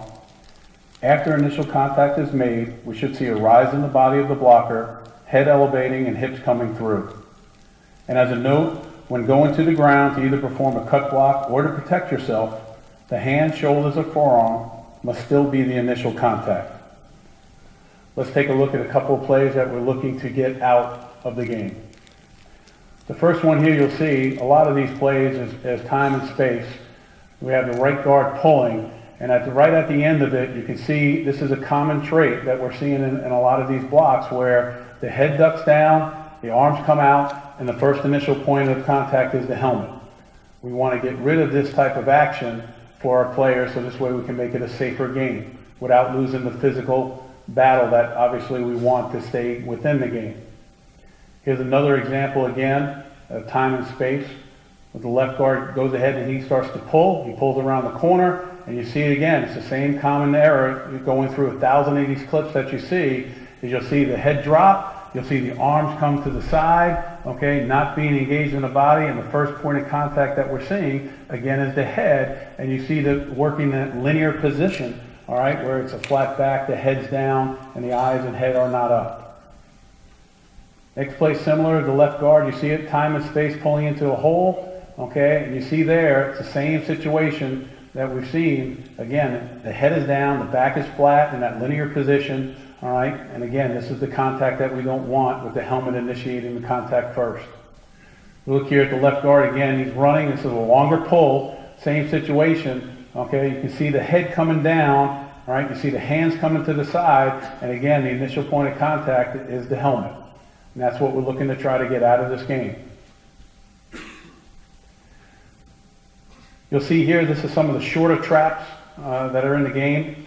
Again, you know, the time and space, it's a quick play, it's a quick trap on the inside. But again, we see the same thing. We see the helmet down, all right, the head is clearly down there. All right, you can see the back, it's almost in that linear position right there. Obviously the hands are coming late into this block. But again, the first thing is the helmet's down and the hands aren't coming up, all right, on this block. This is what we're trying to get away from. This is what we're trying to make our game a safer game for our players, all right, without losing, again, you know, the aggressive style of what we want to play. Here's more of an inline play. Again, there's not a lot of inline helmet-to-helmet shots, but you can see right here, it's just a poor technique coming off, all right, head down, arms to the side, and you can see the shot right there on the helmet with the head down. We want to be able to keep our head up as we're working through the blocks. And to end up with this last play, what we want to show again on the perimeter, again, there's time and space in this block. Here we look at the right tackle, all right, pulling out on a toss play, coming down, obviously going low, all right, to either protect himself, all right, from the defensive back coming up and trying to take his legs underneath him or holding the point. And what you see again is you see the head lead, okay, and that's what we're trying to get out of this game. You know, we're trying to make sure that his hands are in front or his forearms in front, and we don't want to lead with that head, and you can see the end result in that. Now here's starting a couple of good things of what a lot of us teach and what we want taught. And what we're looking for are these time and space blocks. This is a long pull again, coming into the hole right here. It's a good block. We want a same foot, same shoulder, working a crowded technique, which some of us obviously teach. All right, working on, and then the helmet rising up, the body of the blocker rising up through the hole, and the hips coming through. It's a good finish right here of this block. That's what we're looking for from the shoulder. Again, you'll see here with the left guard, you'll see a long pull. He'll come around, and again, you'll see him right there. All right, work the hands in the block, work the head and shoulders and body, working upright, working the hips through. All right, working on a good finish and a good physical block. You'll see here, this is the right guard, same type of situation, pulling around, works in, hands are inside, hands are in front of the body, okay? You can see right here, he pops it through, works his head, works the body up, work his hips through the block, and it's a good finish, and it's a good physical block, and a good finish on the block by the guard. Now we'll work some of the shorter traps, which is a little bit more difficult here. But again, you can see, all right, coming around the horn tight, you can see shoulder hits first, left forearm's in there first, body's working on the rise, hat's coming out of it, and obviously the hips are coming through. And a good finish there, good physical football play. Here's the right tackle, okay, same situation with a longer pull. Again, working here, hands are in front of him. We want initial contact with the hands. We'd like the hands to be inside the body, okay, as they work through, and you can see the rise of the hat and the rise of the hips coming through the block, and again, working on the finish. All right, for the last play of things that we're looking for as far as what we want to get taught, again, it comes down to time and space, and obviously we have blockers coming down the field here. A lot of times we'll see the blockers, again, they'll drop their head and throw, but this is what we're looking for. We're looking for their hands to be in front of them. You look at number 79, his hands are in front of him, working the block. You look at number 62 here coming down. Obviously there's a lot of space. He's trying to eat it up, but you see the hands come out there first and necessarily not the head going down. This is what we're looking for on the perimeter when our offensive linemen come out on the perimeter and block.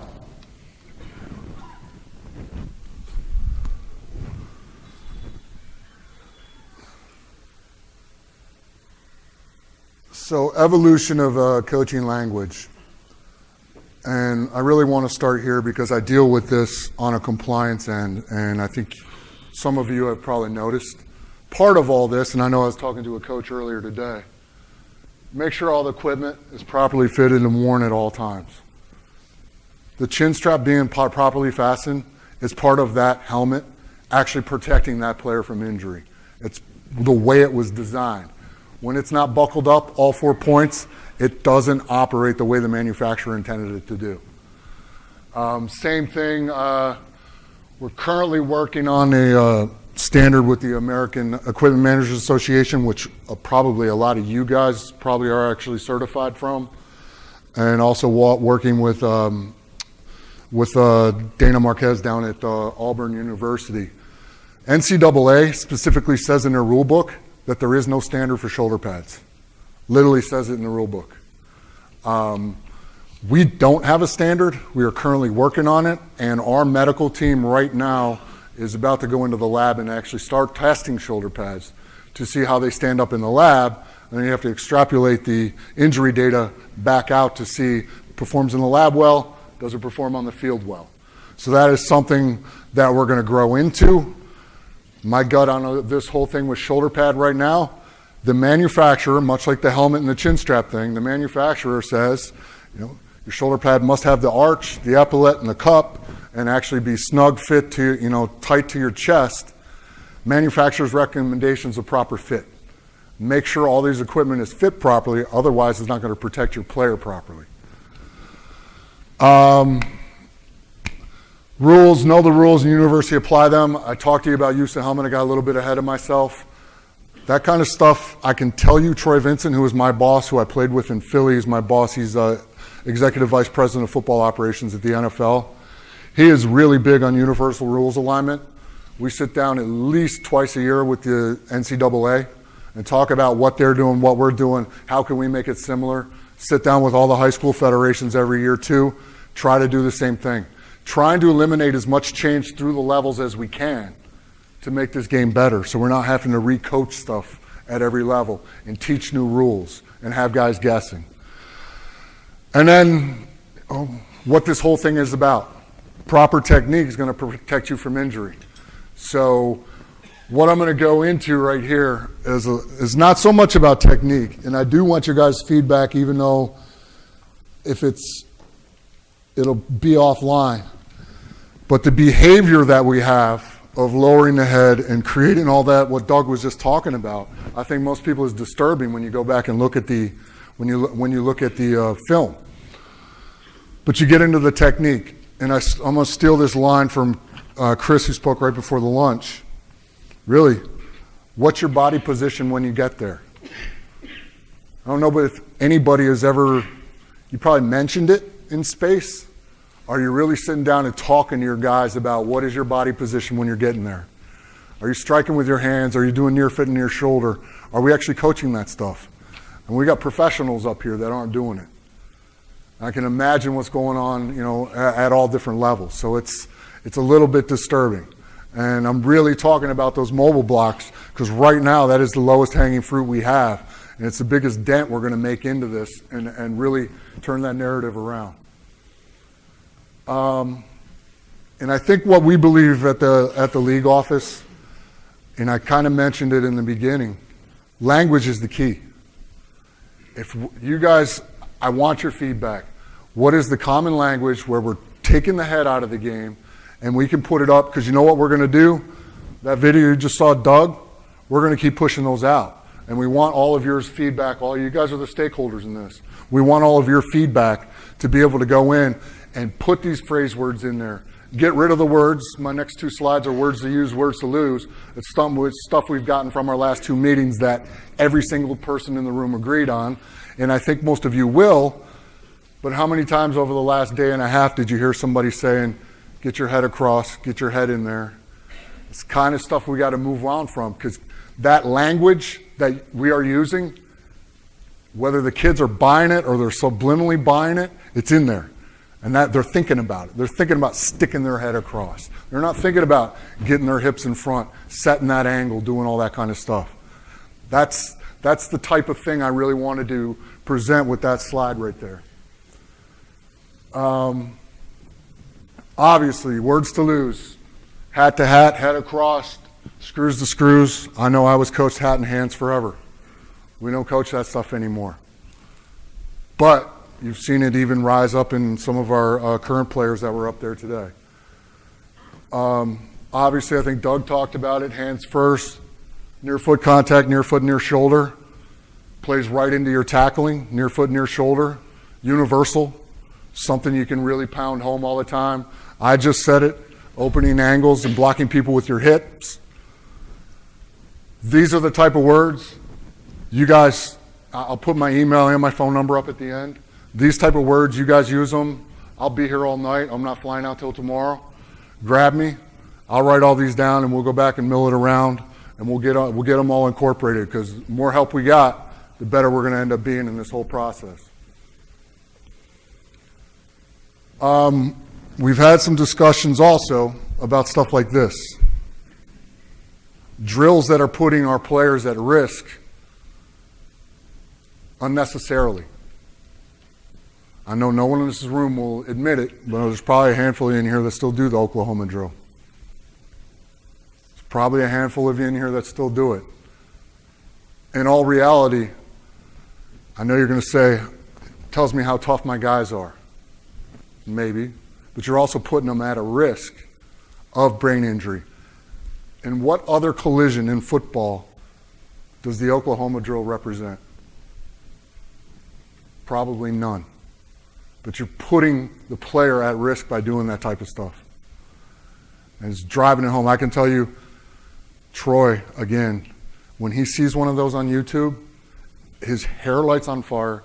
Everybody in the department gets an email with this link of these guys doing Oklahoma drills all the time.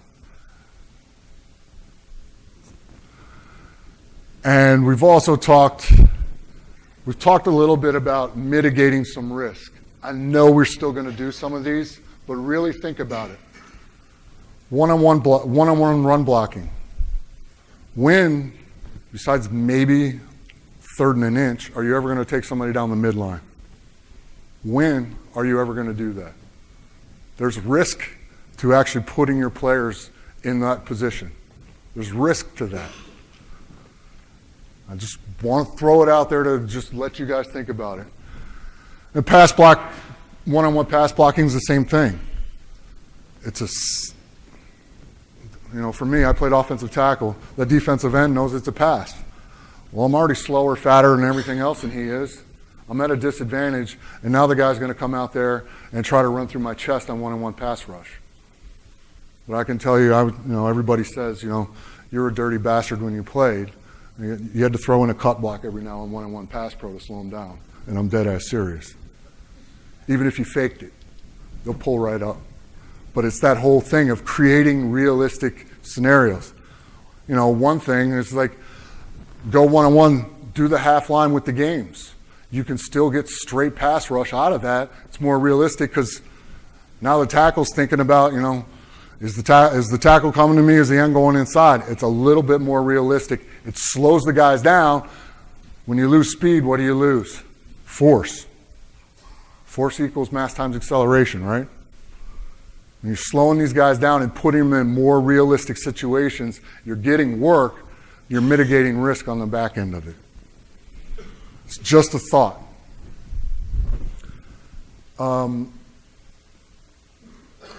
Obviously, strike zone.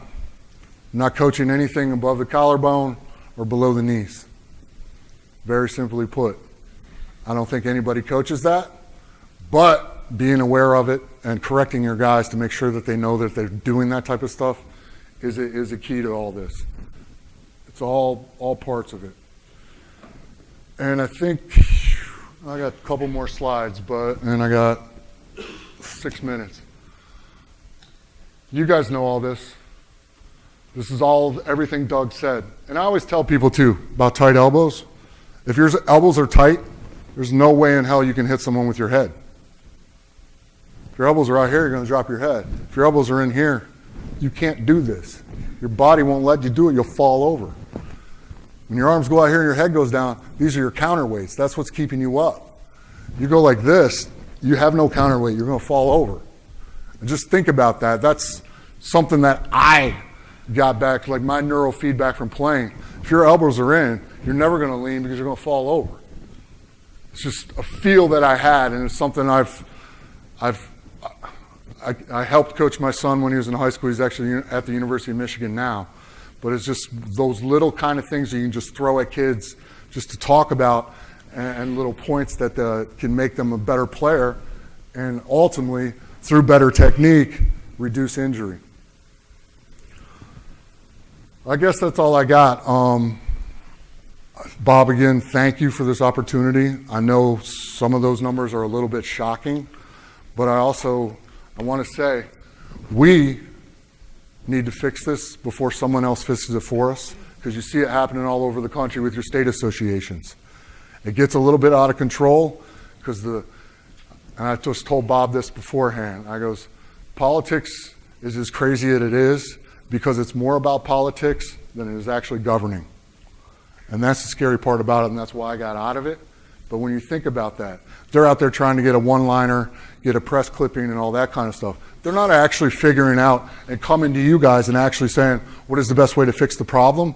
No, it's that overreaction that I talked about in the beginning that is catastrophic for every person in this room, because we're all making our livelihood around this game we love. So I appreciate the time. I'll be around, so if you have those words to use, keep pumping them to me. My email's up there, john.runyon@nfl.com. John, I got one thought for you to bring back while you're playing back. All those things you put up there about the head, it was keeping the head up and seeing what you hit. The main reason we teach keeping the head up, okay, is one, protects your neck. And the second reason is that it lines up all the body angles, okay, and makes you stronger. Yes. So you have to teach the young kids and show them. There's like 8 things I first do with my players and show them the correct body angles they need to be in that makes them stronger without lifting weights. And one of them is the head. When the head is down, you are weak. When the head is up, you're like 60, 70% stronger, okay? So that's You're a lot the stronger. strength. So the kid has to feel that.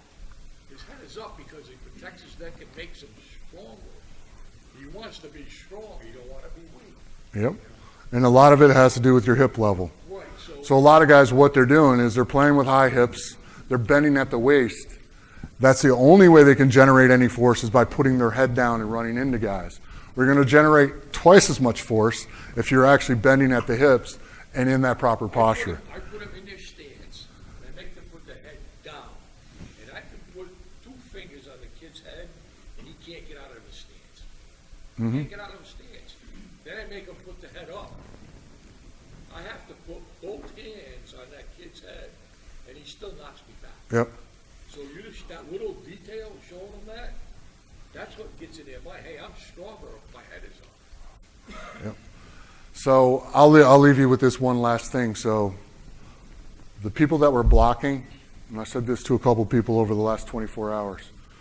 So our defensive linemen, 40% of their concussions, of their overall number, it's not a big number, but 40% of the concussions that our D linemen get are anywhere from 7 to 12 yards downfield by friendly fire.